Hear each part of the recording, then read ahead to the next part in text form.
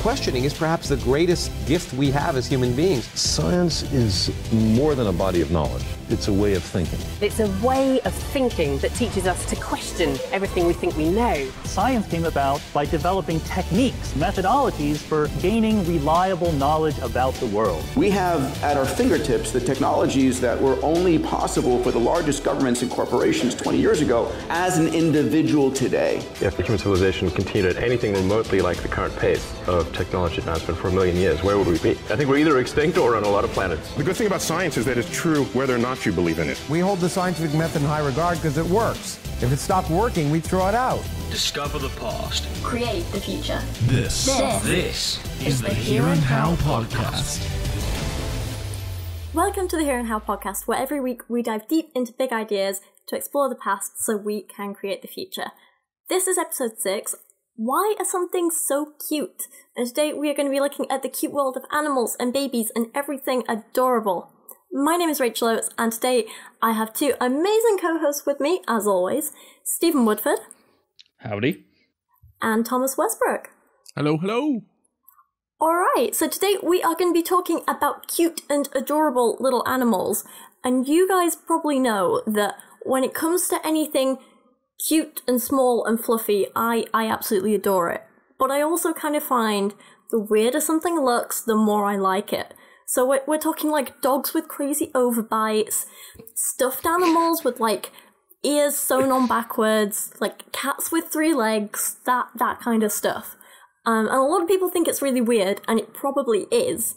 So this all got me thinking about what exactly makes something cute, and why do we find things cute? And why is it sometimes when we see something really cute, we just want to squeeze it and pinch their little cheeks? You know what I mean? I do. I do indeed. do you never get that? When I was a kid, I used to have my cheeks almost pinched off, and it used to drive me nuts.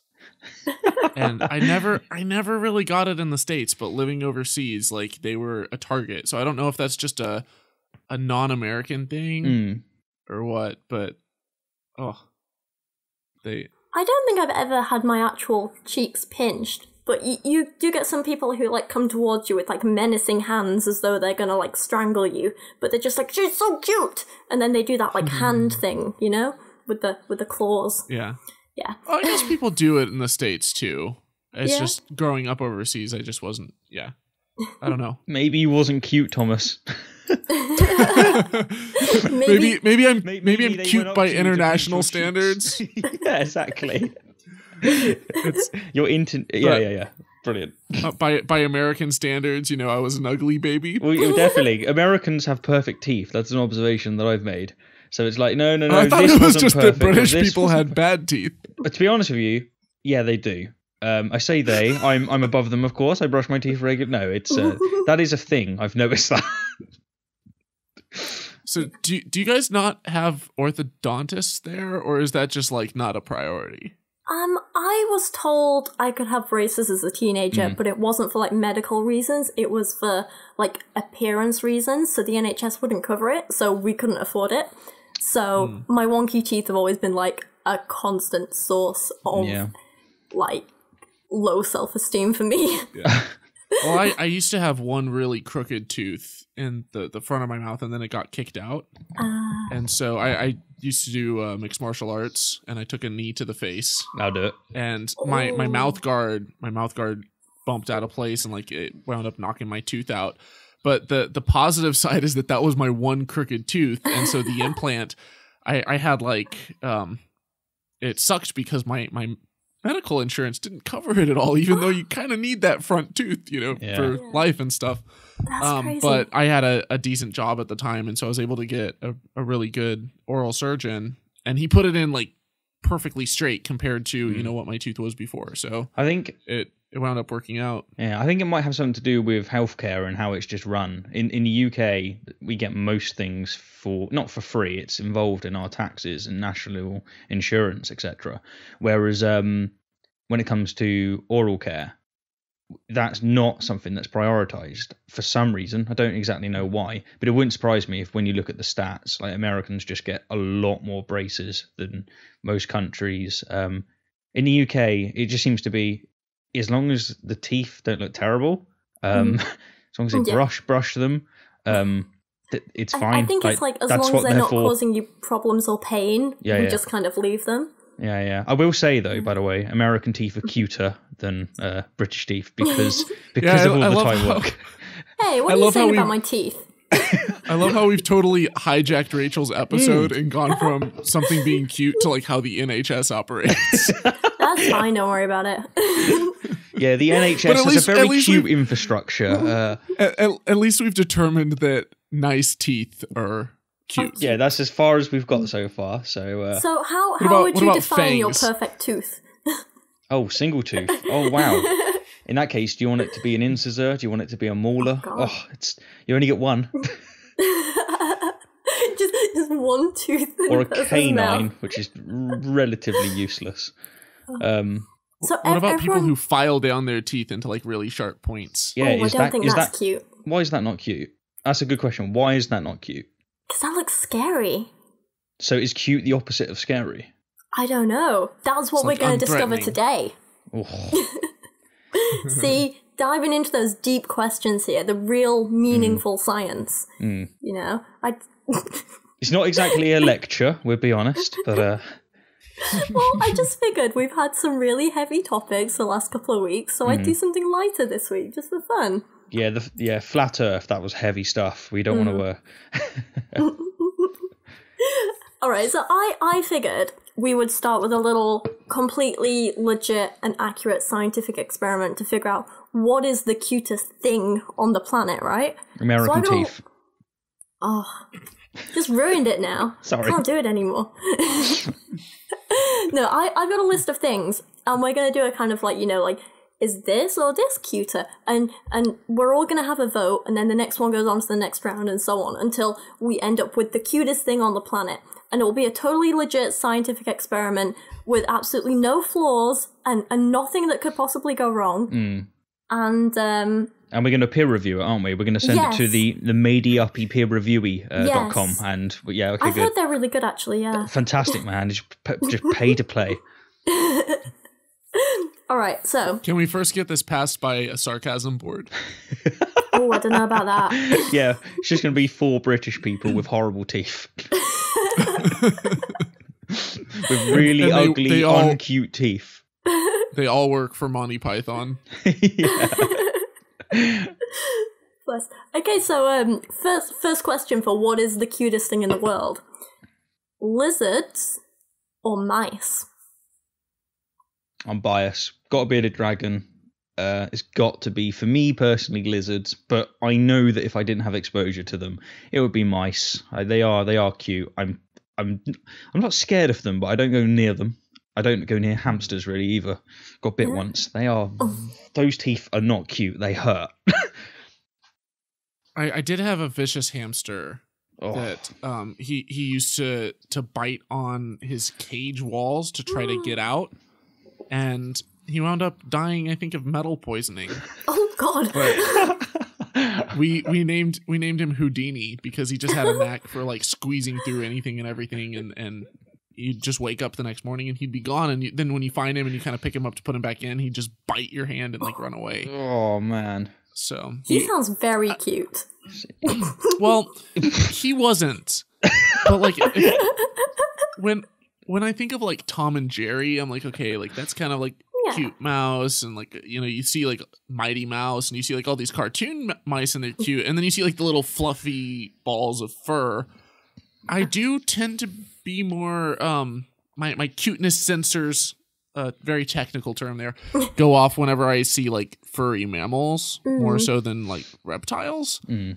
But I don't know. I think I might, depending on the lizard. Like some of them, like I was watching something with like this iguana that had like these tiny little hands. It was on BBC Round Planet, which is kind of like a comedy spoof of like Planet Earth.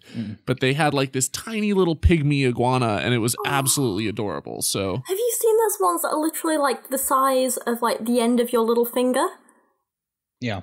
like little, I think they're maybe iguanas or little mini chameleons or something, but they're so cute and they're tiny, and I just, like, you want to squeeze them, but you know that you could squeeze them, so you shouldn't squeeze them, but you really want to squeeze them because they're so cute. Yeah. I like those. Yeah, okay, I'll go lizards. Okay, moving on. Before I get too weird. Okay, lizards win. Lizards or sloths? And at least the frogs. Lizards or sloths? What is cuter? Sloths annoy me, so lizards. You're wrong, Sloths, but okay. I don't know. See, I think sloths are adorable. Yeah. Mm-hmm. Because especially like, so you look at like Zootopia, those sloths were freaking hilarious. And their eyes are like huge, and they just like look so excited for something that has like zero energy and just sleeps all day. Have you seen that video of baby sloths squeaking, and then they put it to the soundtrack of like the sound of the Game of Thrones soundtrack? What? And so it's like sloths singing the Game of Thrones soundtrack, and they're like falling over and reaching out and being really cute, and they're little babies and they're squeaking, and it is adorable. You'll have to put it in the video description or the show notes. I will. It is the cutest thing you've ever seen. But yeah, I think I'm gonna go sloths on this one. Okay, Stephen. Yeah. I will No go pressure, lizard. but- I'll go lizard. I still prefer lizards. Sloths are. They fall into the same category as like panda for me. I know they're cute. They are definitely cute, but I just they are basically dead. They are basically extinct.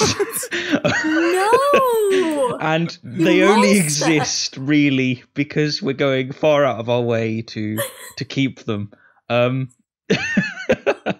but so how does their like the number of them existing on the planet affect their cuteness? It's not that. It's that when you say that something's cute, both of my answers have kind of pertained to their personality as well. So like the assumed personality. So if you have a dog and a dog tends to be really friendly, whereas a cat tends to be a bit more stuck up. A little bit, yeah. You do get that. I mean, they do actually stick themselves up, so that does help. When it comes to lizards, they almost just seem like they're smiling all the time. That's, of course, because they don't really have facial muscles. Well, they do, but not the expressionate ones. Whereas sloth, I can't help but knock my associations with them. Essentially, they will be extinct, or would have been, if we didn't create safe spaces for them. So I can't help. Doesn't that make them more cute, knowing that they're so useless? I don't always find... Like, it's a great point you raised there, to be honest with you, because, for example, babies are cute, and part of what makes them cute is that they are helpless. I think once the baby grows up and the adult's helpless, just as I don't find that cute, I tend not to find that cute with sloths. Okay. But yeah, this is just opinion. This is no way. I can't even rationalize my thoughts. Okay? So exactly, yeah. So Steve, what you're saying is you dislike anyone that needs a safe space. Yeah. Like if you need a safe space where it's just you and bamboo, safe spaces aren't progressive. Put it that way. Okay, well, before this gets any more offensive, I did when you thought, right, I'm going to ask them cute animals. Did you think like we just jump into like, let's make this as political as possible? Let's insult all the British teeth. Let's. On the one hand, I didn't expect that. On the other, it's you two, so yeah, part of me probably should have. Fair assumption. Okay, I'm casting the deciding vote for sloths. Okay, next up. Sloths or baby monkeys? Baby monkey. Baby monkey. Riding back on a time, baby monkey. I'm going to have to go baby monkeys. That will also be linked in the description, everybody. I think on that note, baby monkey wins. Do you think it's a baby monkey? Yeah, baby monkeys are Does very it come cute. with a pig? What do you mean by baby monkey, by the way? Because there's lots of different monkeys. Well, like, in my mind, I'm picturing something cute, like a little spider monkey. Yeah, they're cute. They are cute. Aren't they? Yeah, they're cute. They're cute little gits. I love them. They're they're so cute. And they like have so much energy, but also they can just be really dumb at times. And you just want to hug them, but also just like kind of set them off on their own little path so you can watch them do stupid stuff. And it's just adorable. I love them. It seems like what if it's a baboon? Really cute. Like a baboon, it's it looks kind of like a monkey, and then it's like all of a sudden it just randomly has no ass. There's just like a bald spot. It is. And it's a tiny ass. The thing is, grown-up baboons are a bit weird, but the babies are still quite cute. Mm. Yeah. Baby baboons. I don't know, I'm trying to picture a baby baboon. Oh my god, baby orangutans. Oh yeah, those are cute. Yeah. They're very cute. I love them so much. Oh very my god. Cute. Huh. Oh, okay, sorry. We have to move on. Okay. So, we said baby monkey, right? Baby monkey. Baby monkey. Baby monkey or human baby? Baby monkey. I'm gonna go baby monkey. I don't know, but like, so human babies, like when they get kind of like pudgy and they like maybe are 6 months old or something. Yeah, they can be freaking adorable. But I always have this aversion to people who like post pictures of their babies while they're still wet. And that's just not appealing to anyone. To be fair, you can't. I'm an atheist, and I don't even find that appetizing. I almost just spat out my drink. To be fair, you can't compare like the baby of one mammal that's just come out. It's fresh out the oven and it's wet, as you described it, compared to somebody that's been running around for a while, another species that's been running around being cute as hell in trees for a while. No, some of them are really cute when they pop out, like baby giraffes. They're still adorable, literally from the moment they pop out, even when they're slimy. Baby lambs, they're adorable, even when they're slimy. If it's still slimy, no. Give it a bath or something first. I would take a lamb who has just been born over a baby who's just thrown up on itself any day. That is a quote that I want. I want your face, and I want to put the quote there. It wants to go out on our Facebook, and like that's the advertisement for this episode. Well, so out of our 4 listeners, the one religious one who doesn't necessarily get the joke that atheists are stereotyped as being satanic baby eaters, there is a point at which your barbecue can be too fresh.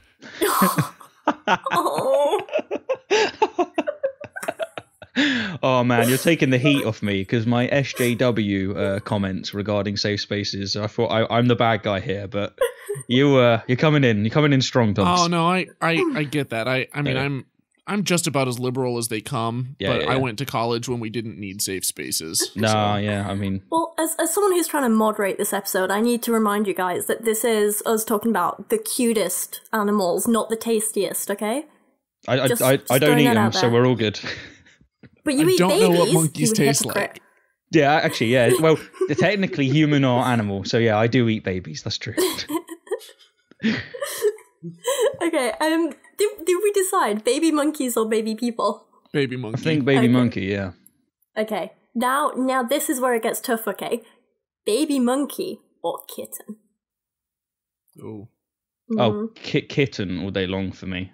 I'd go kitten. There's just something incredibly cute about even just cats in general. I like cats. Yeah. Okay, that wasn't much discussion. Just cats. It's just like they win. It's done. Yeah, our entire poll is probably completely destroying any of Rachel's premises as to what makes something cute because we're going off on, is it on an endangered species list? Does it need a safe space? Is it covered in slime? You say this, but actually it's the complete opposite. Like, I'm going to bring up so many things in a minute that, like, you've mentioned points that I'm going to bring up. So basically, your answers might be unexpected, but your ways of getting to them are just so typical. Like, you... No, seriously, like I've got this vision of like the BBC or someone doing a documentary, and they go, oh, "This is the science of cute." The first question you need to ask is, "Do they need safe spaces?" Wow. is David Attenborough narrating? I wish I could do his voice or an impression of it. It's like, here we have the not so cute baby spider because it's very, very much needing a safe space. The cutest animal in the world is the locust swarm.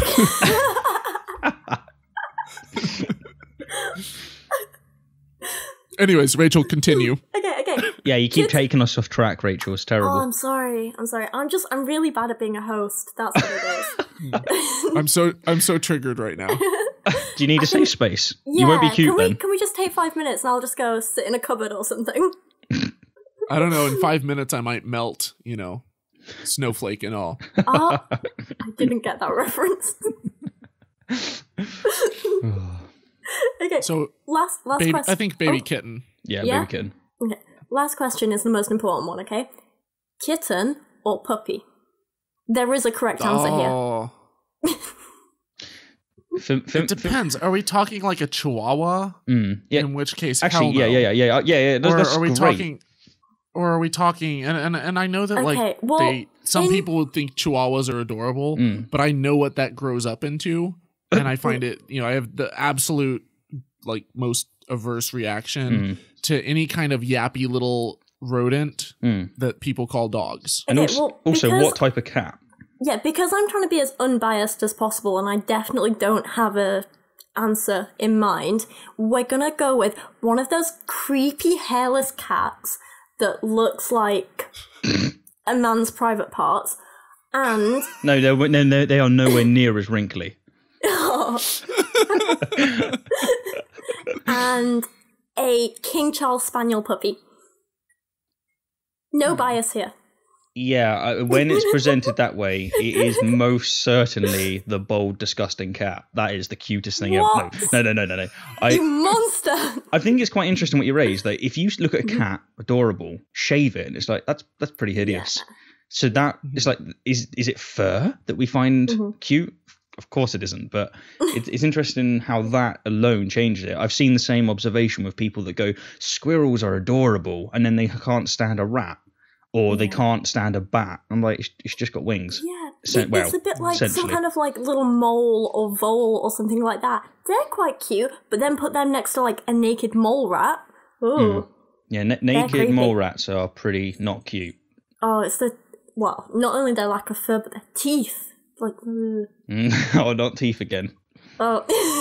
I wonder how much of that is cultural though, because hamsters and stuff we think are cute, but mice oftentimes we're kind of get a jump out of, and I don't know if that's because historically mice and rats carry fleas and disease, and so we're kind of programmed to fear them and to stay away from them just because it's an instinctual thing. To be fair, they basically will jump on most mammals. It's just those mammals tended to dwell among us.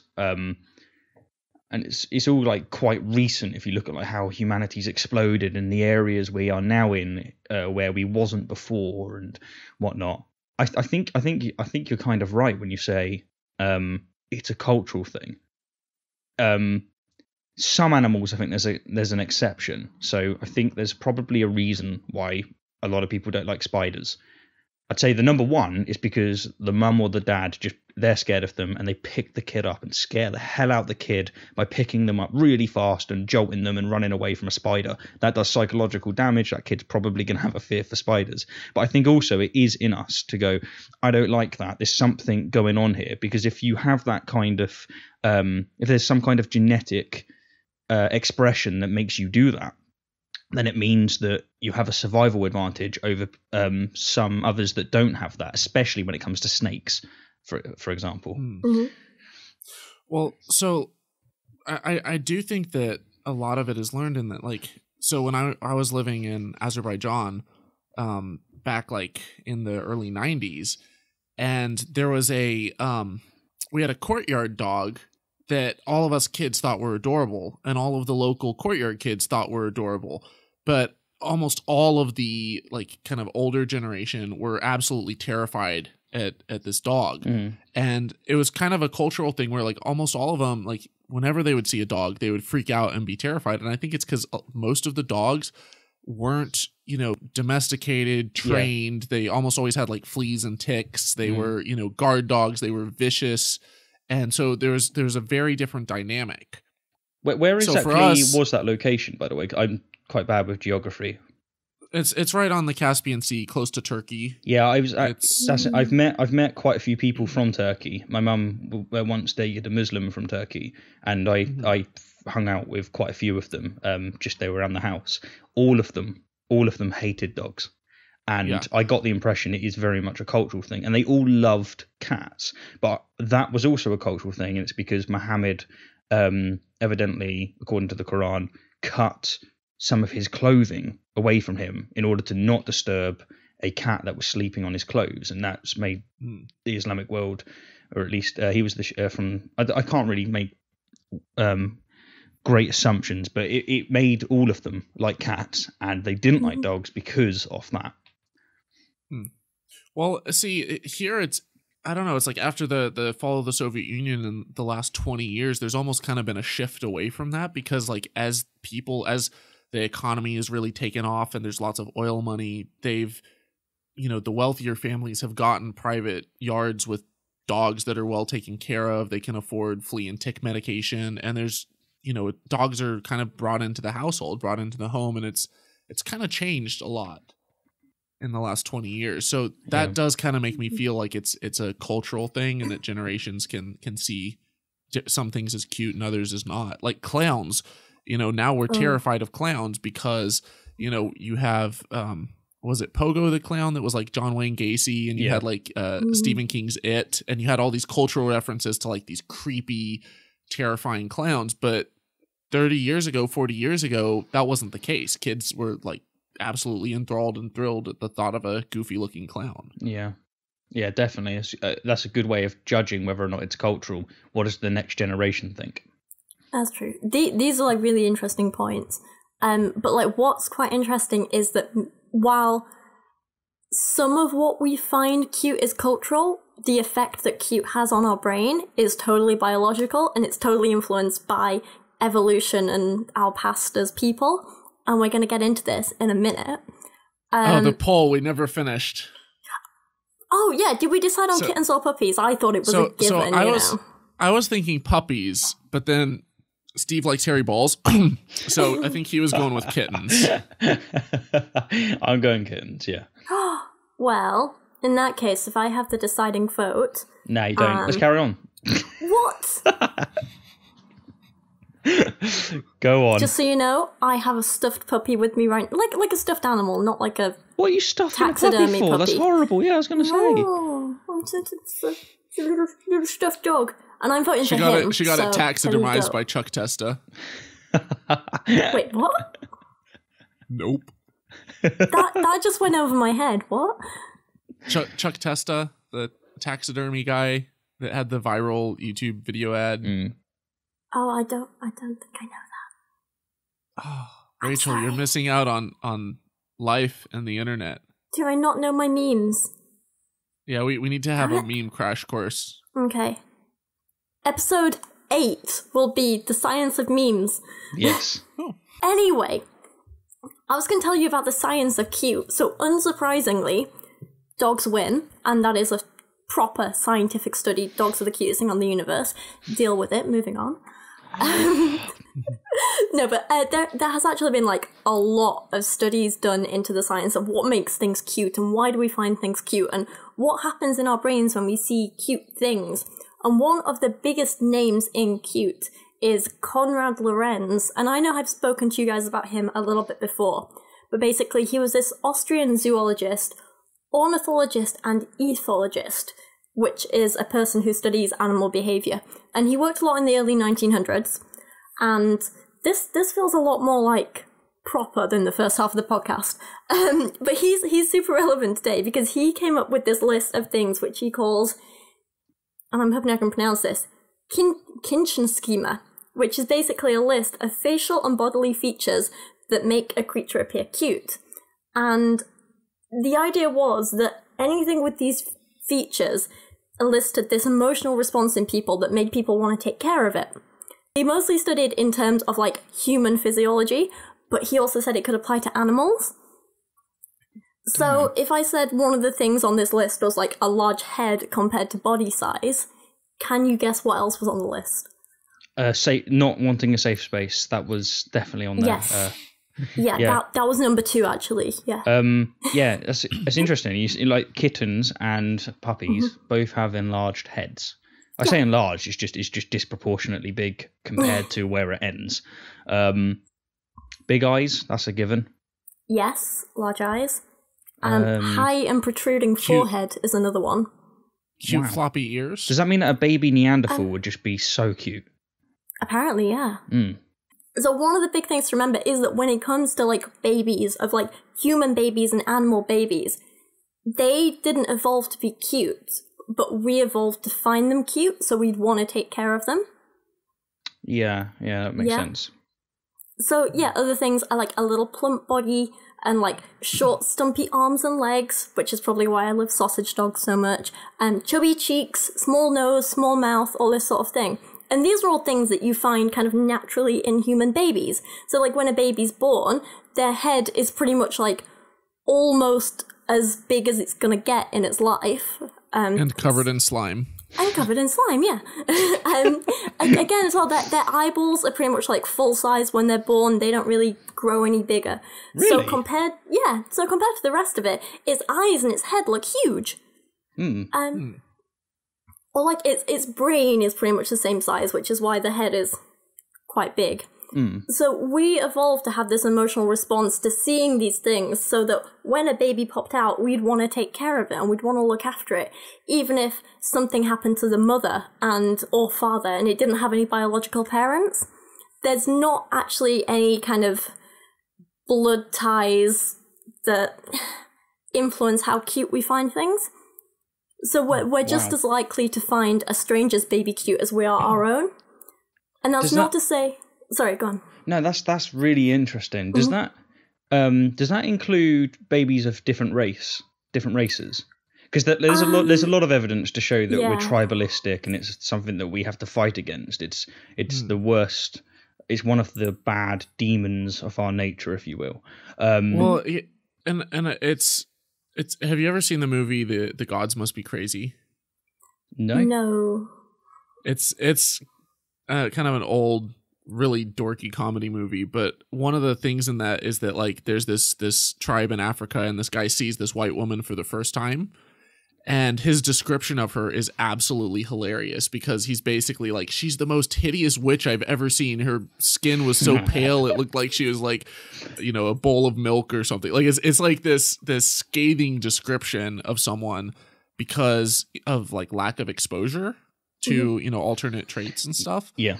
And so it makes me wonder, like you're saying, Steve, how much of that is cultural? Because I never thought of it that way before. Because I've heard like some people, friends that I have actually, have said, oh, my child said, I pointed out somebody that was black on the television, and she was like, oh, I don't know who you're on about. And she's like, oh, so cute. My daughter doesn't even recognize race. And this proves that we are inherently not tribalistic, racist, etc. And I don't buy that. I think that's the right way to do it. You shouldn't make any assumptions, etc. like that.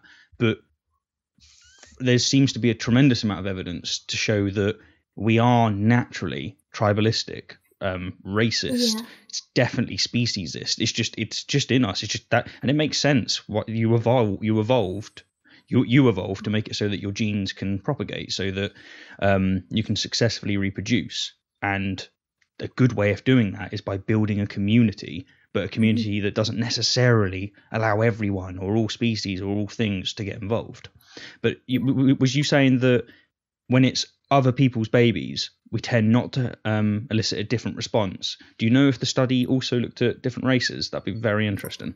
So I didn't find any evidence of it, like comparing different races and things like that. But what I think is kind of important to note here is that people tend to kind of form like in-group and out-groups and things like that. And they feel a stronger connection with people who look like them. That's why often a lot of couples will end up, people dating someone who does look a little bit similar to them. It's like a human thing. That's why a lot of people end up dating someone the same race to them. Not always, but it is a trend.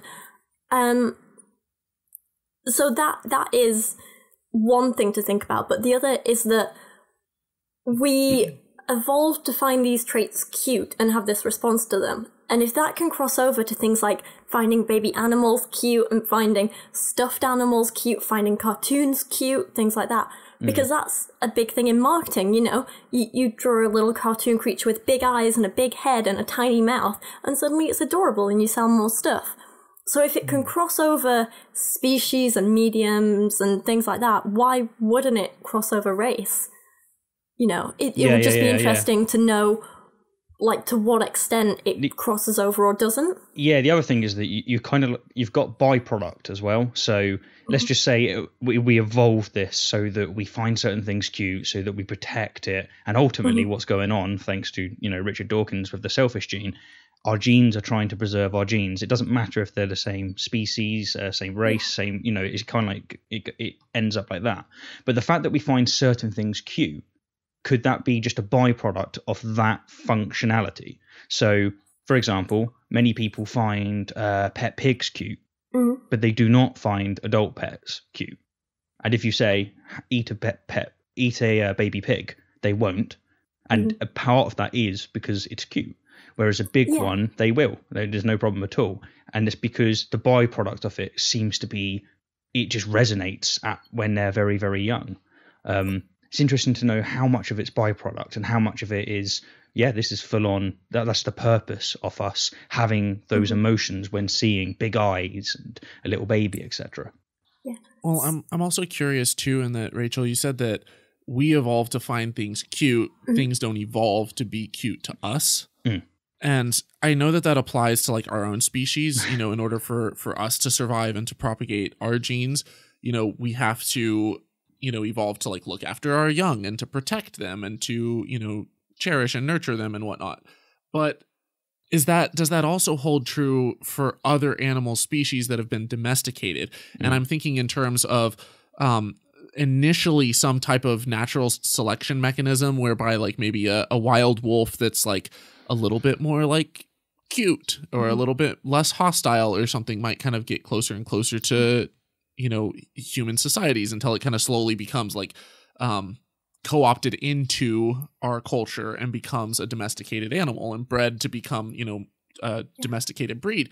But at the same time, we then breed them, and it goes from, you know, just natural selection to, you know, breeding these animals, and we choose them based off of the traits that we find cute. Yeah. Well, there's loads of examples of that within dog breeding. Things that, like, take pugs, for example. They've been bred to have the short, stumpy nose that we find cute, the big eyes, the big head, the short, stumpy legs. None of that stuff. The Nazi salute, like Count Dankula. Exactly, yeah. No, but none of that By the way, stuff. I should preface on this episode before Ireland tries to throw me in jail, none of us are Nazis. Oh, yeah. Sorry, we made a joke. That doesn't mean we're a Nazi. I mean, we're not racist. Jesus Christ, Ireland. And I don't really want to hijack this episode to go down that rabbit hole, but my grandfather liberated Jewish concentration camps in World War II. And so that's it's kind of sad that we have to paraphrase every joke now, but Well, was it Scotland, actually, now that I'm thinking about it? Oh, Scotland. Yeah, I think it might be. But either way, Ireland has had bad quibbles with free speech, such as they wanted to sue Stephen Fry for telling someone that he thinks the Christian God's very nasty, and that if it did existed, it's not like he would worship blasphemy laws or something. Yeah, there's blasphemy laws, you know. I mean, is this the 1600s? Yeah, I mean, something I'm very, very much upset about and very jealous of the Americans is just how much you've got freedom of speech, and while other countries have it, it's not quite instilled, and that's evident by certain events such as the pug. I don't really follow Lauren Southern, but some of the things she's done and how she's been kicked out of the UK, that's not correct. That's not free speech if you do it in the way that it's been done. But yeah, I don't want to hijack. I disagree with, I dislike a lot of her stances, and I think that, you know, she says that she's not. Anyways, I don't want to open this whole can of worms of white nationalism and whatnot. Yeah, I think, like, to put to cross the T for you, you tell me if I'm wrong, it's essentially free speech means free speech. You have to have free speech for people that you don't like, and if you try and stop that, then guess what? You don't like free speech. You like licensed speech, and that just makes you a hypocrite. Don't say that you like free speech. Well, and it comes down to like, you know, there are certain lines, there's certain limitations. Like if you're invoking people, you know, inciting violence. Yeah, there is grey areas, and it's hard to distinguish them. I think it's important to say free speech isn't consequence-free speech. There's still going to be consequences for what you say, but you shouldn't stop people saying it in the first place. Yeah, for example, our two listeners who find everything that we just say offensive, if they stop listening and supporting and sharing our show, then they haven't silenced those are our free consequences. speech. Those they haven't taken away our platform, but we've lost our audience. So like there's there are incentives to be a decent freaking human being. But yeah, nothing wrong with that. So, how cute does being a decent human being make someone? Definitely cuter than not being decent. You think? Yeah. I mean... Yeah, no, I can see that. Yeah. Okay, so back on topic, where were we? You know, before that, just stop little aside. So I was going to say, do you guys have any idea what is happening in the brain when we see something cute? Any ideas? Serotonin and oxytocin, and they're just getting together and dancing. That's probably... That's basically it. Yeah, your brain just does a little dance. It's kind of a little bit crazy. A cute dance. Yeah. No, so what is quite interesting is when we initially see something cute, we have two kinds of responses that happen in the brain. One is super fast, super speedy, it happens immediately, and the other is a little bit slower. The really, really fast one happens in literally 140 milliseconds. It's just absolutely instant. Often before we've even recognized, oh, it's a baby, we're thinking, oh, it's cute and I want to look after it. It's literally that fast. And basically there's a little response in the orbitofrontal cortex, which is linked to us feeling emotions and in particular pleasure.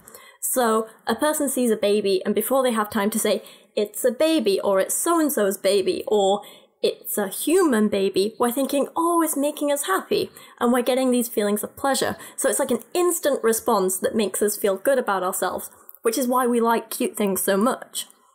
Did you say 140 milliseconds? I think so, yes. So that's about how long Steve lasts in the bedroom. Oh, sir. How accurate must you be? Anyway, I've beaten that record now. It's a bit lower.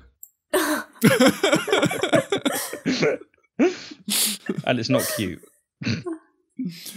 So then, Rachel, what's the slow reaction? So the slow reaction 2 minutes max.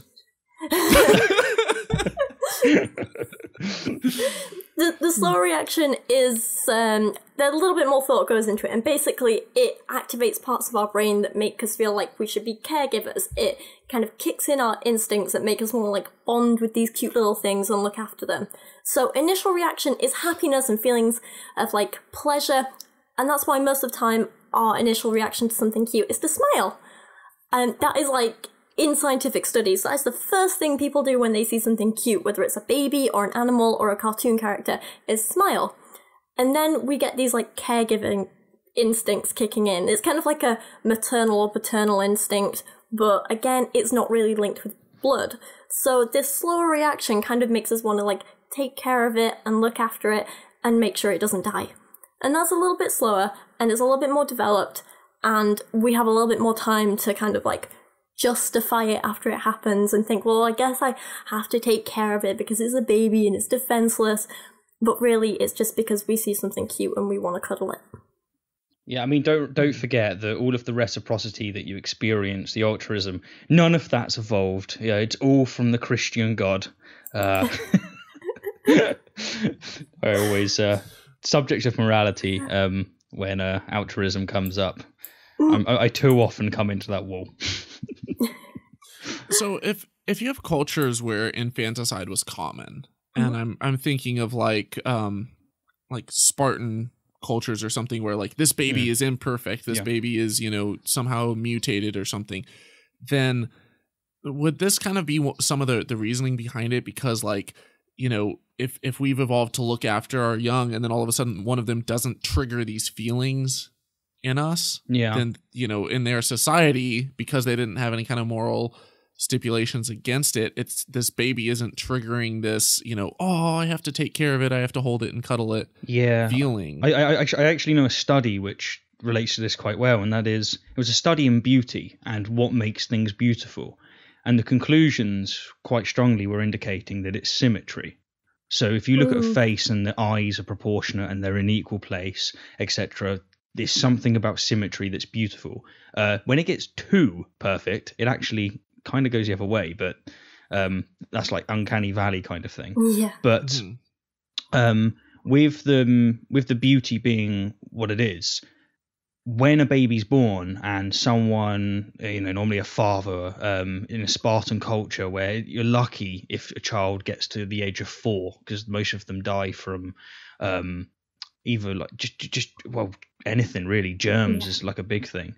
Yeah, even just with birth, they look at the baby and they see that it doesn't have symmetry or whatnot. That would kind of fall into the same area of saying it's not cute, and it might make them go, well, let's discard this small child, because as brutal as it sounds to people of our era, that does make logical sense considering the circumstances and context that they found themselves in. Still horrible, but because nobody wants a baby with 4 noses. It's not. I would. I love weird things.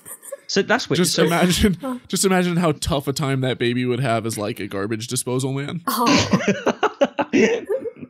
Bless him. So there was a similar study done looking at like cuteness in not on like 4 noses, but on cuteness in babies and the difference in how men and women react to it. So they had loads of different baby pictures, and some of them were like typically cute with like the big eyes, the small mouth, the chubby cheeks, that sort of stuff. And then others were typically less cute. So I'm talking like small eyes, weird mouth, no chubby cheeks, that sort of stuff. So you had kind of like typically cute babies and uncute babies.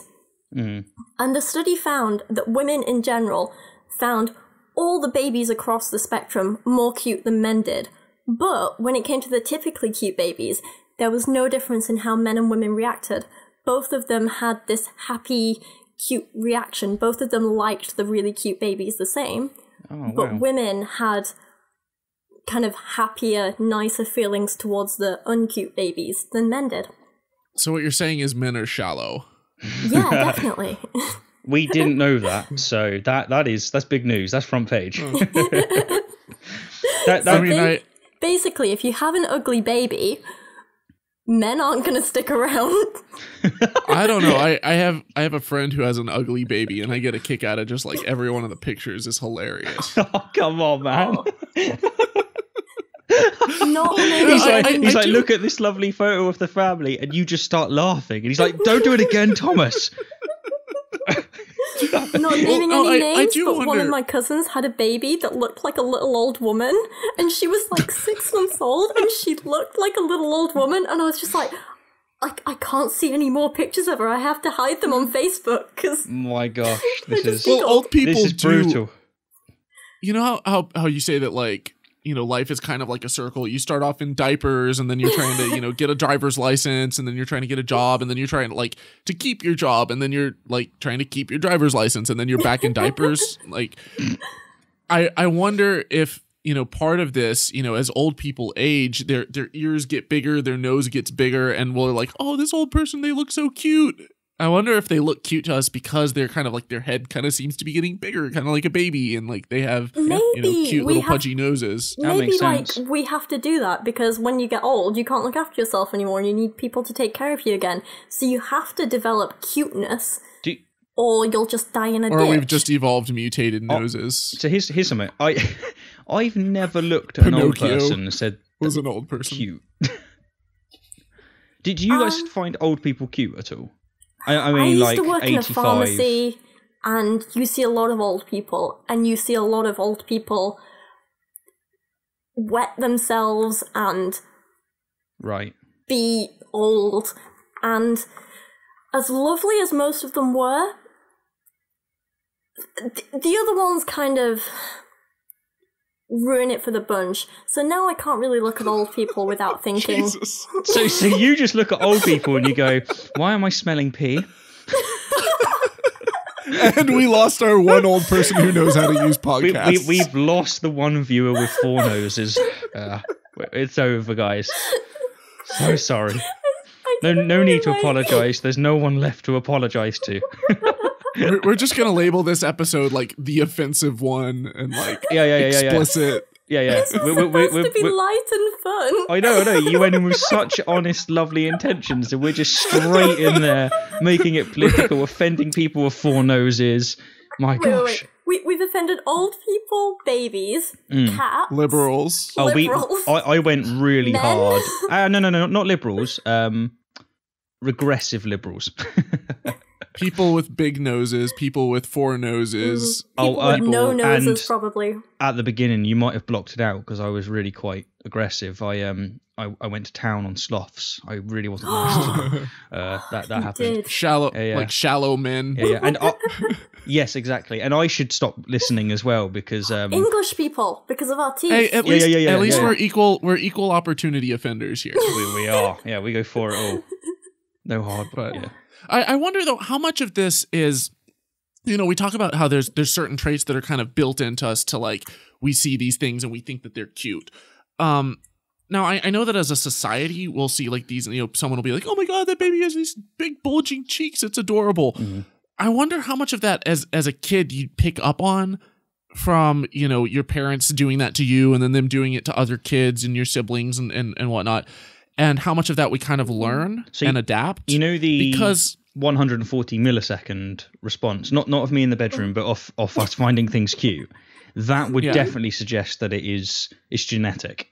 Mm-hmm. It's too quick. It's functioning in the subconscious, whereas the conscious is where you're going to get more of. I'm not too sure about that. I'm not too sure about that because like our emotional reactions that are fast, that are utilize our lizard brain and are very like emotional, you can actually wire those to have certain emotional reactions to things that you didn't before. And a great example of this is people with PTSD who hear like fireworks going off and they've been in war zones, and all of a sudden that triggers a lightning fast emotional reaction to react in a negative way to it. Mm-hmm. And so you're not coming at this from a standpoint of thinking rationally, but it is not built in genetically, but it's built in through exposure. Yeah, that's like to certain nurture, very much. Yeah, I would kind of agree with that, but I can't remember the exact study now. But I read one that said, in general, the only people who don't have these responses to cute things are people who identify as not who identify, but who have been identified as psychopaths. Mm-hmm. Yeah. Okay. So it's the people who have something wrong with their brains that don't have it, so it does kind of suggest. So that's quite interesting. Be a strong indicator for me. What would really strongly kind of solidify this is if, like, culturally, if this was the same across the board, and there's probably some elements that are, and like cute pudgy cheeks and stuff. Like no matter where you go on Earth, it's probably the same. Obviously now cultures are so interconnected. It's a very cosmopolitan world, and so like these things are kind of flowing out into from one culture to another. Mm-hmm. But when I look at beauty standards, and I know this is a little bit different, but you have some things in one culture that, it might be tiny feet that you shove them into tiny little shoes and it's body modifications, or elongated necks with tons of rings that someone finds attractive.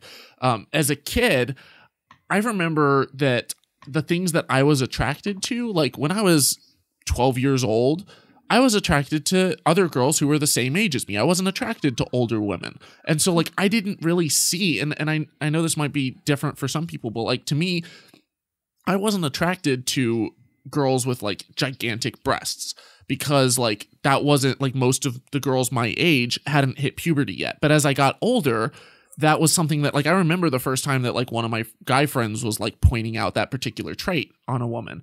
And suddenly it was kind of like, oh, that's what's attractive now. Or like, oh, and I started kind of seeing things and seeing images and seeing billboards that would like really accentuate certain features. And so like I would start to see those features and start to be more attracted to them. And like what I've been attracted to as far as traits on a woman has changed over the course of my life. And I think a lot of it has been influenced culturally. So I wonder, as far as cuteness goes, like there's some traits that we find adorable, but I wonder how strong the influence is from culture, from nurture versus strictly a nature element. But I think that they're definitely, based off of the studies you've put forth, Rachel, that it sounds like there is a strong indication that it is genetic. I think it seems to be that it's really hard to actually draw the line, and it needs you to look at several cultures and to do have a lot of comparative data. But I think knowing that at least some of it is genetic that's not controversial. Like there's definitely an element that's there. Just going quickly back to the psychopath thing. You were saying that their brains aren't normal. If I remember right, psychopaths make up about 1%, I think, maybe up to 2% of the general population, which is a lot.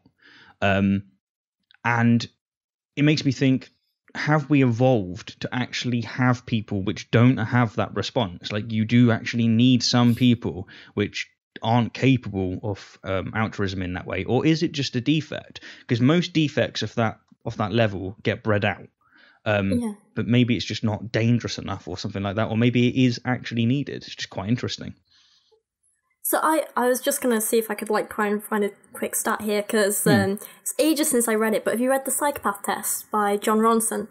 No, but I do know that a lot of people that do it, who are in managerial positions or CEOs, they do fit that category. Yeah, so it's a really fantastic book, and it kind of challenged a lot of what I thought I knew about what being a psychopath meant, and it's actually a book I really want to read again, because it's a few years since I read it now. But yeah, no, the people who definitely fit that category, while they might struggle with social relationships and feeling what we assume are normal human emotions and things like that, when it comes to things like work and getting jobs done and getting what they want and being productive, these people are on fire. They are amazing at it. So maybe you're right. Maybe we do need some people like that in society who can put the emotional stuff aside and just get on with it, Yeah, it seems to be that it's one of those ones that's half good, half bad, because a lot of CEOs do fit that category, a disproportionate amount. I definitely have worked for people which I can't say it because I don't know for sure, but I am fairly certain they fall under that. Just certain reactions to certain things, and more importantly, lack of reaction to certain things. But then again, it's also a bad thing, because the prison population is about 25% of males that are psychopaths, or I should say the male population in prison in the US is about 25% psychopaths.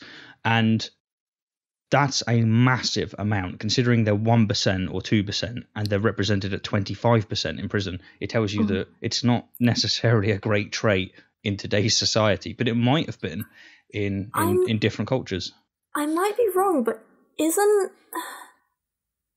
true that a lot of people who do white collar crimes as opposed to blue collar, more of them are likely to be psychopaths, or am I making that up? I don't know. It might be the case. That's pretty interesting. I feel like I read something wrong once, but I might be wrong. Do you know of two studies that link one, a decrease in the size of your amygdala to psychopathic tendencies, and the other a decrease in or problems with the functioning and the connections of the amygdala was linked to increased levels of psychopathy. That to me is kind of a clear indication that if you can have induced psychopathy, you can have some type of brain stroke or brain trauma or damage to a particular region that causes you to be, and there have been cases where this has happened, where people have become more psychopathic. And for sure. So, I'm not saying that, that's necessarily a bad thing for people to, as far as society is concerned, unless they are, committing crimes and stuff. I would say the ideal medium would be to find ways to kind of distance yourself emotionally from things that you shouldn't be invested in, or that you're maybe overly invested in, and to apply some level of stoicism to it, but to still be able to have the emotions and to have the feelings to care about the things that matter. And it's just there's an excellent book called The Life-Changing Magic of Not Giving a Fuck. Oh, I've heard about that. I've actually got it on my Kindle to read. And the whole premise of the book is not that you shouldn't care or that you shouldn't give fucks, if you will, but that you should be selective in which ones you give or what things you give them to, because it's like a limited resource, if you will. Like, you only have so much time and energy to dedicate to certain things or to care about certain things, that like you should care about the things that matter and be a little bit more stoic about the things that don't. Yeah, and you got to just choose your balance correctly. I remember my girlfriend Hannah, she was doing a race for life for cancer, and someone said to her, but what about all the children starving in Africa? And it's like, I hate whataboutism. What the hell? It's like, you can't have that value. You can't chase that pursuit because this is a more important one. And even if it is, which I don't know, it might well be. I don't know the stats on it all. That mentality drives me nuts. You got to have, people need to, wherever they are most passionate, that's where they are going to express their self, and that's where they should express their self. That's where their energy should go into. Well, and if every single person was all focused on just one problem, we would be riddled with so many other unsolved problems. Oh yeah, I mean, we'd just collapse immediately. It's I understand that like people have different priorities. And for example, someone who is maybe raised in a country that is extremely racially divided and they are of a minority race, civil rights and civil liberties are going to be a much bigger issue for that person than someone who's not in the same shoes. And that's not a bad thing. That's, it just means like you can't expect everyone else though to see it the same way. Like you can expect people to care about, equality and civil rights and stuff, but to expect it to be the same level of priority as someone who maybe has faced a huge amount of religious persecution or a huge amount of, apostates who maybe left Islam, they're going to care more about freedom of speech. They're going to care more about freedom from religion. Than they may about the other rights. Now, I'm not saying that one of those issues is bigger or more important than the others. It's just that people's focuses are going to be different, and it's absurd to assume that we all should focus on the exact same problems with the exact same intensity as everyone else. I gotta agree with that. Like, I used to do like bits of volunteer work at an animal shelter and stuff, and it would be very easy for someone to turn around to me and say, why are you wasting your time on animals when there are people starving in another country, or there's people having this and this done to them? I'm like, people might be suffering, but so are the animals if someone like me doesn't go animals and are cute. Exactly, they're really cute. But my point is that, like, yeah, you need people to help people in other countries. You need people to, do fundraising for human charities, but you also need people to do fundraising and help out and volunteer at animal charities. And you shouldn't shame a person for doing one over the other, because, takes all kinds of people. You know what I mean? Yeah, for sure, for sure. But yeah. I wanted to ask a minute ago, Steve, you talked about the uncanny valley and how in regards to facial symmetry, and you said that if faces are too symmetric, if they look too human, then they can kind of creep us out. Is that how the uncanny valley works? Because like when I think of and just for our listeners to kind of explain what the uncanny valley is, if let's say that something looks human-like, we're not creeped out by it. But if it's like really far out there, exaggerated, like a cartoon caricature of a human, then we find it like it not creepy. But as soon as it kind of gets like a little bit between where it's like not quite human, a little bit like disfigured or a little bit off, then like we get this kind of gut reaction. It's in the uncanny valley. But once it becomes more than human, is it almost like it slips into, like, is there like another valley that it kind of slips into where it's like this is too human that it's not human? Yeah, so it's like creepy. Yeah, no, that's. Or would that just be it falling back into the valley because it's kind of going back into the not quite human range? Yeah, it's the latter. When something seems to be too perfect, it falls back into, is that really a human? Like, that's insane. And it just does. It doesn't feel right. It feels creepy. You have this like tendency inside to just think something's not right, and your natural reaction to something is not right, understandably, is I don't like it. Like that robot, yeah, the robot in Saudi Arabia that was given citizenship. Like if you look at the robot, like it just looks creepy. Yeah. If you see the animations of the robot, like when it's moving, that's terrifying to a lot of people. And the reason for that is because it's well in Uncanny Valley. It's the movements are they're just not fluid enough. They're not human. It's happening quite a lot with like computer games and video games now as well, isn't it? Yeah, they actually are deliberately bad animation. Yeah, they're deliberately making it worse with some examples because they've pulled it and they've realised this isn't going down too well with some people because they're not quite at the exact level you need to be at for the human to just digest it and go, yep, that's a human. It's close but not quite close enough, and it falls into that valley and people just don't like it. It's just not cool to us. So when someone's perfect, I think that's why like Final Fantasy Spirits Within came out back in 2000 or something, when like animation was really just starting to like become very lifelike.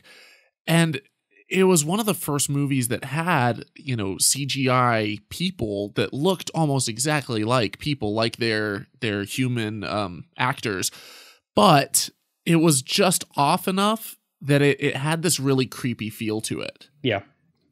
And at the same time, Pixar is putting out movies like Toy Story, and then, it's gotten into all the movies it's put out lately that are, they're almost deliberately not realistic. They are deliberately, because Pixar has a massive budget. They have some of the best talent when it comes to CGI and computer animation. Like they could make them look extremely like they can make water look exactly like water. They can make trees look exactly like trees. Like they have the skill set, but they deliberately make it a little bit cartoony and just enough off so that it, when you watch the movie Up, you feel like this warm connection to this old man. You don't feel like this is some creepy, like not quite human thing. Well, they're actually like utilizing those cute features as well, aren't they? Like the big heads, the big eyes, the small mouths. Because a lot of the time, it makes people like them, and then they want to go out and watch the films again and buy the merch and so on. Would anyone buy like one of the toys of the dogs from Up if it didn't have the cute big eyes and the like nose and the big head and the stumpy legs?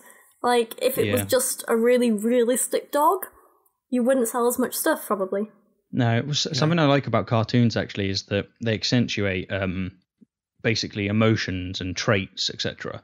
So bad guys, they're often very thin and just the face is slightly warped, and it's darker in areas where it shouldn't quite be that dark, and a typical henchman grotesquely big on the upper body, red eyes. Yeah, you can. Sometimes they go really far. Disney, of course, is a really good example beady of it. Eyes. Yeah, exactly. And if you want to understand the psychology of humans, go to the people who have spent a lot of money figuring that out to make their characters the way they have. As you just said, there's a reason why certain characters, you see a character that's got big eyes, unless it's for irony, it's going to be a cute character. It's going to be a good guy kind of thing. Falls into that for sure. Like you mentioned Disney there. Take something like The Little Mermaid.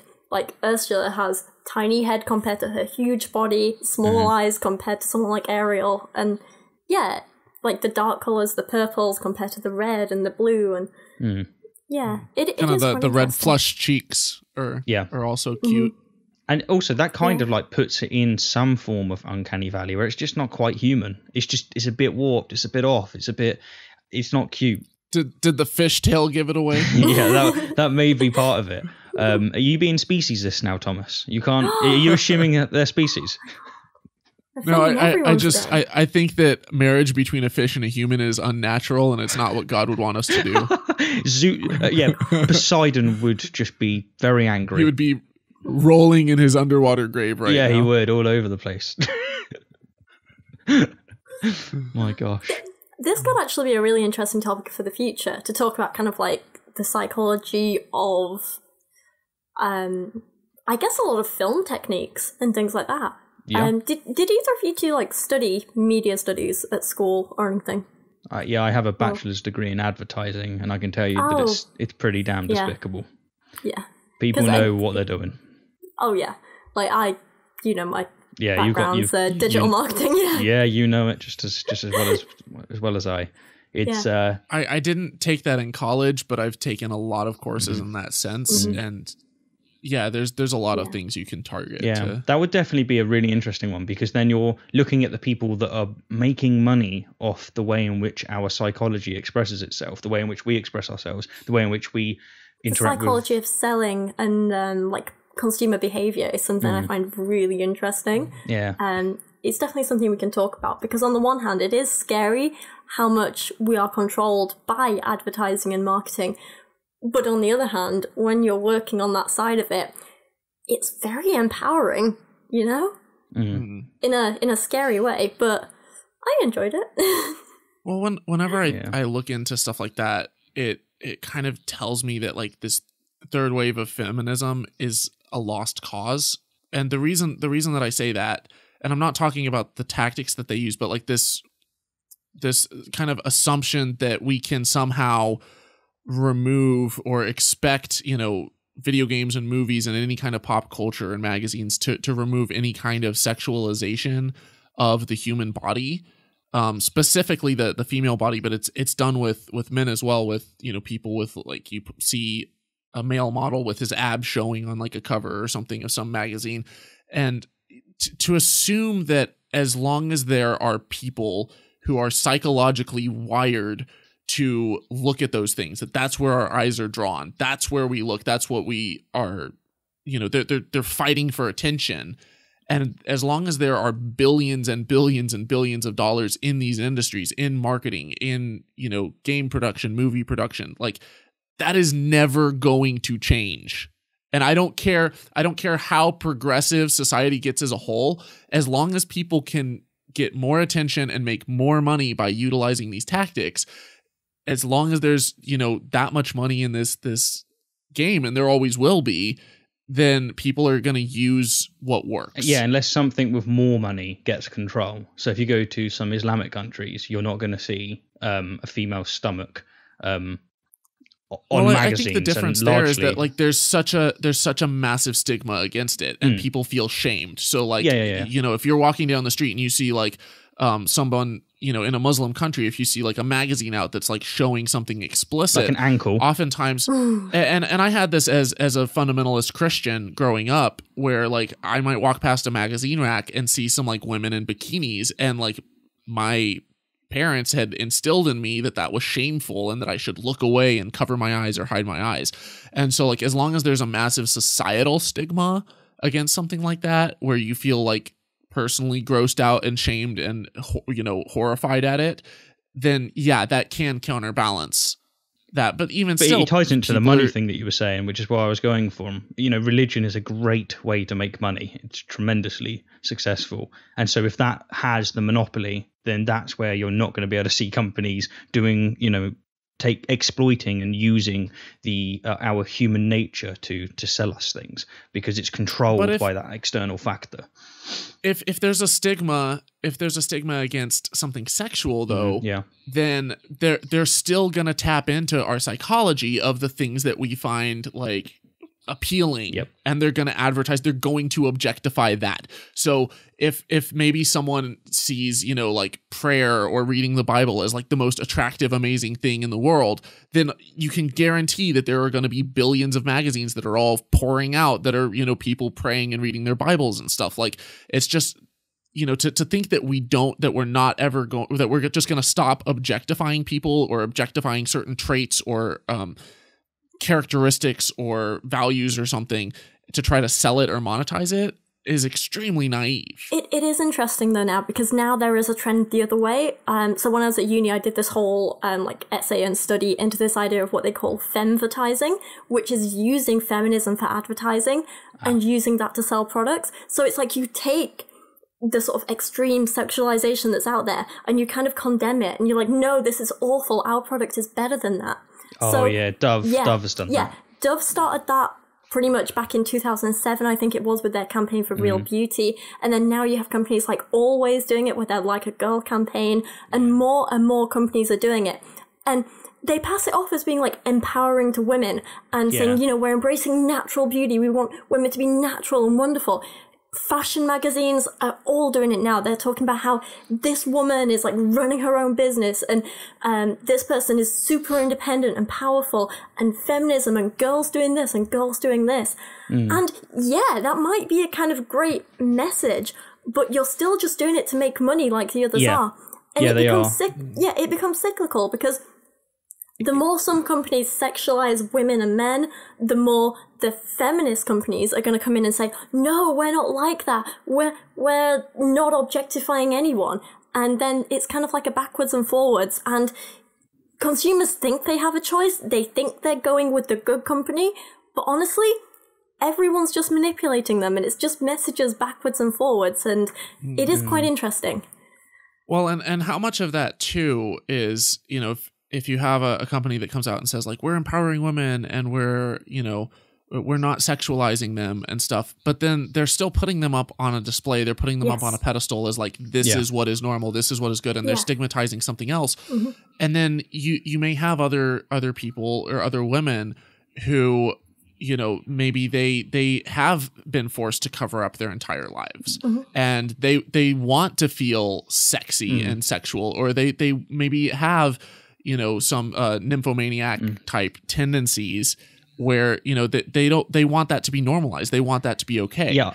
And so, you know, then to them, it's like this pushback in the opposite direction. It's still massive marketing companies. Yeah, exactly. And I'm not saying that like one is what we should go for, or one is, you know, some horrible thing or something. I'm just saying that it's extremely naive to think that that these marketing companies have it all in your best interest, and that they're not using, you know, stigma and sex and all this stuff just to sell a product. All they care about is the bottom line and the bottom dollar. Yeah, so I think it's undeniable to look at our culture, American culture, etc., the West culture, and how we portray women. There's something not quite going right there.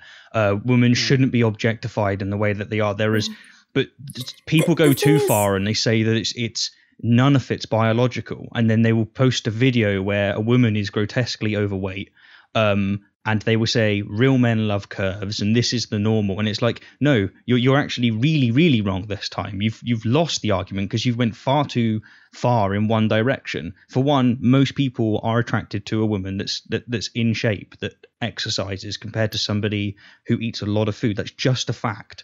Now, is that cultural? Is that biological? There's a lot of evidence to show that we're attracted to people that are fit and healthy, and fit and healthy is not obese.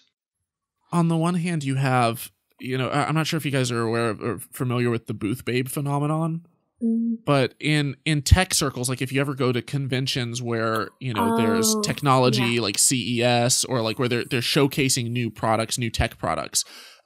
A lot of companies used to use, and I think some still do, but like I haven't been to these conventions in a long time, but like there used to be like booth babes where they would put attractive women, sometimes kind of a little bit scantily clad, sometimes not, but like at different technology booths to try to, because they realized that like they're appealing to a lot of nerds. They're appealing to a lot of predominantly men. It was overwhelmingly so. Yeah. And what they found is it actually backfired, that in these particular cases, a lot of these guys felt intimidated by it. And so they would avoid the booths with the booth babes. They also get annoyed by it, by the way. Twitch has done the same. Yeah, and they want to go up and see the product, and they want to learn about the technology that they love. And, you know, they found it kind of obnoxious.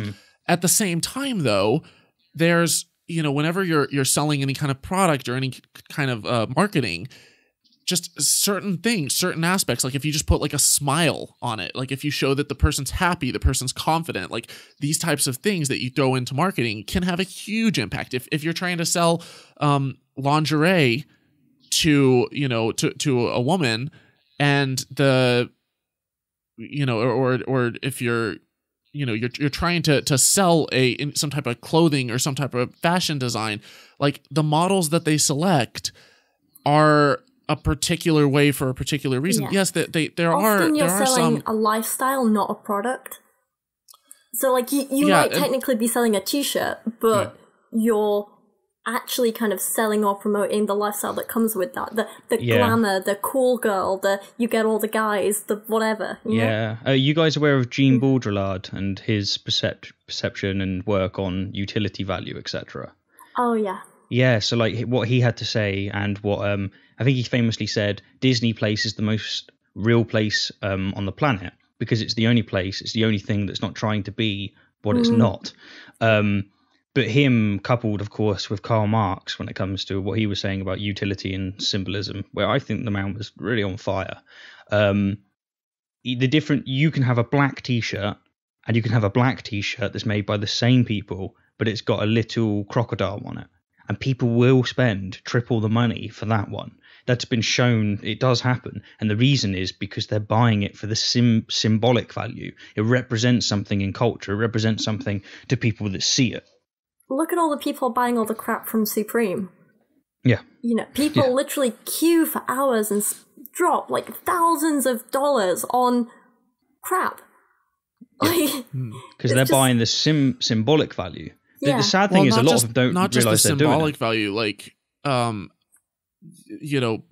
wealth is attractive. Yeah. It's the social value that comes with it. Yeah, that comes into like the symbolism when it comes to those. If you're wearing a Rolex versus a Timex, someone who comes up to you and is able to spot the difference right off the bat, like they're going to be like, oh, this person probably is of a bit of a higher status. They can, probably afford to do cool things, or they can take care of me, or whatever else is inherently wired into us. Exactly. When you look at just the utility, it's a watch. But that is, if you think about it, because there is, this association evolutionarily with, the man protecting, or taking care of the woman, then like there's kind of this wired in thing where like money is attractive. And so like you have all these men on magazines and stuff that are like flashing their wealth and flashing products and stuff, and it's still objectifying. Am I saying that, and before, some of our listeners are like, oh, he's saying that, we should put bikini women on things and that men are somehow horribly oppressed. That's not what I'm saying.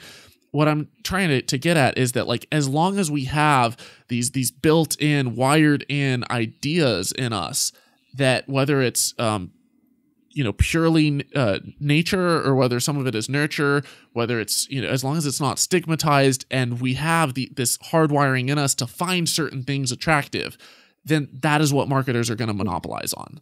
And the thing is, though, no marketer is ever going to find a message that suits everyone. Like, so if we go back to like Dove and their campaign for Real Beauty, right? That like literally turned the company around. That got them so much money. But from those campaigns, I don't really want to use Dove products anymore because I've never seen a woman in their adverts that looks like me. And all those adverts tell me is that real women have curves and real women have stretch marks and real women have this. And I'm like, okay, so because I haven't got any excess fat and I don't have stretch marks, I'm not a real woman suddenly. Fine, this product isn't for me. And I feel quite a lot of products now do that, and they talk about real women and natural beauty, and I'm like, so if I don't look like that, I'm not real and I'm not natural, and it puts me off. What I find funny with like makeup and stuff, they talk about natural beauty, and the product itself is about concealing your actual identity, kind of thing. It's like that's not. I mean. It's just an oxymoron. It's That's why I'd rather buy products that are completely open about it. Like I don't know, like I buy these things to make me better than I already am. I buy like hair oils to like hydrate my hair and keep it healthy, because without it, it would get dry and I'd get split ends and whatever. Like, I don't want to lie about that. I don't want to be told that I'm perfect the way I am, because I'm not. But I also don't want to be told that, you're perfect as a real woman if you look like these women. And I'm like, well, I don't look like that. To quote, well, they're trying to instill discontent for people to buy stuff, and this is the kind of the history of the hygiene industry. Is that there was a massive advertising campaign to push for people purchasing soap. Because, back in like the 1800s, the 1700s, like showering and bathing wasn't really a thing. People used to think that it was unhealthy to bathe. and they would go months at a time without bathing. The book How We Got to Now really goes into kind of the history of hygiene and hygiene products, and he talks about how this it in order to sell these new cleaning products and hygiene products and to turn it into $1 billion industry, they first had to create a stigma against people who are not clean, and to kind of almost push them out of society and show them as like not good enough and stinky and gross and repulsive. And they had to show this idealized picture of what you could be. If you don't create a problem, if you don't create some level of discontentment with your body image, how you smell, how you look, how clean you are, how good your hair looks and stuff, if you don't create this idealized image, then people are going to feel content enough that they're not going to want to buy your product. And so these advertising companies, they have this huge incentive in order to show like the most extreme version of beauty, almost to an unattainable level, to instill discontentment in people. Yeah. I'm not saying that that's healthy. In fact, I think it's very unhealthy, because I most women who I've talked with or who I've dated have had a certain level of insecurity instilled in them, where they feel like they're not good enough, or they don't look good enough, or they don't, they weigh too much, or they're not pretty enough, or whatever their insecurities are, based off of this unrealistic beauty standard.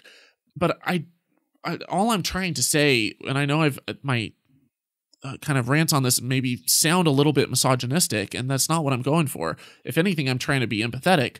But what I'm trying to kind of help people understand is that these unrealistic beauty standards, as long as they can instill an insecurity to make people feel like they need a product, and they have to sell their product, they have to make people feel like there's a problem and there's a need for it. As long as that's the case, it's not going to change. That's the key. Create a problem and sell them the solution. There's a constant shifting of goalposts as well. So if you look at sort of marketing and advertising, specifically to women, in sort of the 90s and the early 2000s, it was all about like attaining perfection and getting rid of wrinkles, getting rid of cellulite. There was a lot of photoshopping, making people slimmer and having this perfect skin and so on. And now I feel like now we've kind of like finally got products to achieve that. Suddenly they're shifting it again. It's like, no, be natural, be real, be like this. And I'm like, wait. So should I have cellulite or not? Or like, because I don't, so does that not make me a real woman? Does that make me like plastic in some way? Should I be aiming for cellulite or not aiming for cellulite? Or like, I'm like, what do I do now? It is amazing how men don't suffer like that. Well, we're starting to, but for so long we haven't. Most men, especially men that are a generation or two above me, just look, no offense, most men just look like a bucket of shit. Like, they don't look after themselves. They're overweight. They're just, posture's gone. It's just terrible. Whereas if you look at lower generations, maybe I can only speak about the UK and maybe even just the south of the UK. That's just my experience. But oh no, in the north it's the same. Like the younger you get, definitely. But the younger generations of males, they are very much looking after themselves a lot more than what they was. They a lot more attending the gym. Unfortunately, it goes the other way, and they become egocentristic, narcissistic, as we call them in the UK, fuckboys. But they do go in that area. I think it's a little naive, though, to assume that we haven't had those same levels of insecurities, because like the marketing has just been different. It hasn't focused so much on physical appearance, but it's focused on, you're not good enough if you don't drive this sports car. You're not good enough if you don't wear this watch, if you don't wear these types of, fancy suits or something. It's all about money. It's all about status and wealth. Yeah. And so they're still playing on our insecurities. They're still playing, and now they're shifting the market to where they're not only taking over the push and the drive to like instill insecurities in men over if you're not wealthy enough. They're also trying to show like if you're not sexy enough now, like now you have to buy this protein powder, and now you have to get this hair gel, and you have to get this Rogaine because you're balding. And so it's there definitely is a shift towards the physical appearance. With like birds, a lot of them, the males are very good looking. They've got colorful displays. They sing songs, and the women are the ones that the female birds. They kind of are the dominant in that situation. They don't have to look great. They don't have to do this. It's just that's the way it works. All they have to do is fill other niches. When it comes to humanity, they're the breadwinners. Yeah, exactly. When it comes to humanity, for the longest time, it seems to have been the opposite in the sense of the men are breadwinners, and so you just had to have whatever culturally represents that you have wealth, that you have status. Whereas it's always kind of been for the woman, you've just got to look really, really nice. And that depends on the culture. So men have always had pressure. I'm not saying that we actually have a tremendous amount of pressure. Now I actually see it getting worse when it comes to all sorts of areas, very much with financial situations, etc. But we've never had we can go to sleep and it ends to some extent. Whereas with women throughout most of history, it's been you've always got to be on top of it. If you're not looking attractive, then to a large extent you're disposed with by society. I know that's not the case, and I'm speaking in black and whites, but it's not the same. It's definitely not the same. Yeah, the standard. Oh. Go ahead, Rachel. I had a commenter the other day tell me that as soon as I hit 27, it's all downhill from there, and that soon Dan will be looking for younger models. And I was like, oof, really? That soon? I was going to say though in response, Steve, that that's true, but the standard of what's been beautiful has changed so much in terms of like, it used to be that if a woman was larger, that was seen as like, oh, she's well taken care of, she's well fed, her father must be well to do, or her husband must take good care of her, and so it was seen as kind of an attractive thing. Yeah, I think the point being is that that's still the same thing. That's still her having to mold her physical appearance according to the culture. It doesn't matter if it's thin or fat or whatever it is. It's just an ever-changing fad. Yeah, it's just theirs tends to be about the physical, whereas men tend to be about, and it has switched. It is definitely switching.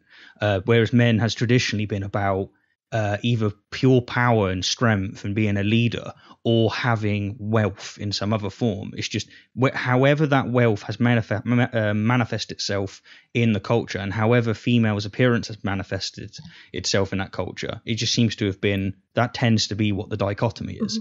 Good that it's changing though. One of my favourite examples is how pale skin used to be really, really attractive. So women would properly make their skin as white as they could, because it showed that you didn't have to go out and work in the sun, so it showed wealth. Whereas nowadays everyone wants to be all tanned and dark and be like, look, I'm constantly on holiday in the sun, Yeah. Unless you're in Southeast Asia, where it's almost impossible. It's almost impossible to find certain beauty products that don't contain skin whitening supplements, or that don't contain some type of skin whitening products. Places in Africa as well, skin bleaching is very common, which is scary. It's so dangerous. It's really weird, yeah. Yeah.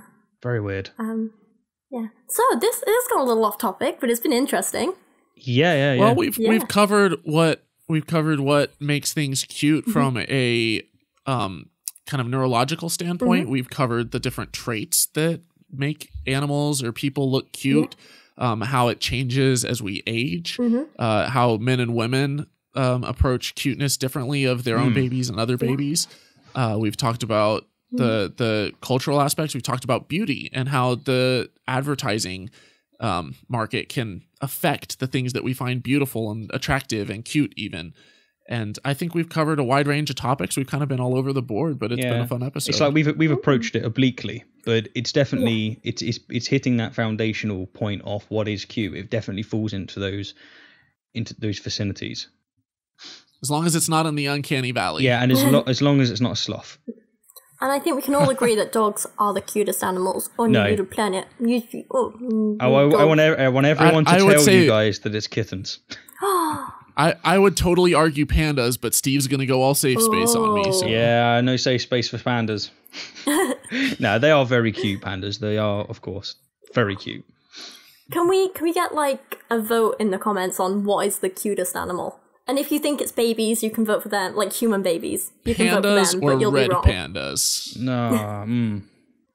Yeah. Pandas or red pandas? Let us know in the comments. Or dogs. Or on social media. Cute little dogs. Or cats. Dogs. Pandas. No. Cutest of them all, centipedes.